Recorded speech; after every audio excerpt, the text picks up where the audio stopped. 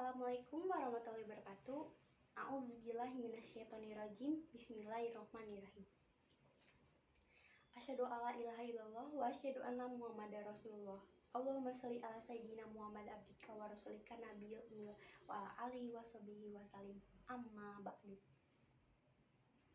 Segala puji urang sanggakeun ka Gusti Nu Maha Suci, zat nu ngatur sagala eusi dunya katut eusina nyaeta Allah Subhanahu wa taala. Sakumaha hidayahna sareng inayahna urang masih dipapari nikmat sehat, oge nikmat iman sareng nikmat Islam nyaeta nikmat anu pangageng-agengna. Sholawat sareng salam urang curahkeun ka baginda anu mulya nyaeta Nabi Muhammad sallallahu alaihi wasallam. Sabab anjeunna urang sadaya ieu tiasa ngaraos nikmat iman sareng nikmat Islam. Jeung mudah-mudahan urang sadayana kaasup umatna. Amin ya robbal alamin. Sateacana hatur nuhun ka Bapak Ibu guru anu tos masihan waktos kasim kuring kangge medarkeun hiji biantara anu judulna Tata Krama Sunda. Tata krama basa Sunda teh nyaeta anu aya atawa ngagunakeun basa Sunda ku sacara merenah. Nurutkeun harti kecapna, tata krama basa Sunda di dieu nyaeta ragam basa.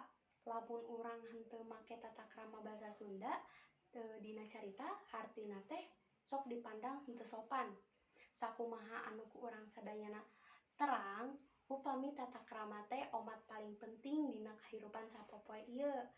Lamun ka luhureun mah kedah ngangge basa hormat, beda deui sareng ka babaturan.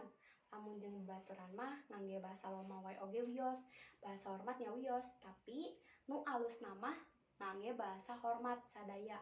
Meh anjeunna sareng kakuringna saling mihormat. Hadirin sadayana, tata krama loba pisan mangpaatna. Contohna modal kahiji dina kahirupan sosial. Ku kituna urang tiasa gampil dina pergaulan di masyarakat atawa sareng rerencangan. Hadirin sadayana, punten segala hormat kumargi aya kakiranganana, sakitu anu kupiatur anu tiasa kusim kuring dugikeun. Kirang sareng langkungna nyuhunkeun dihapunten. Wassalamualaikum warahmatullahi wabarakatuh.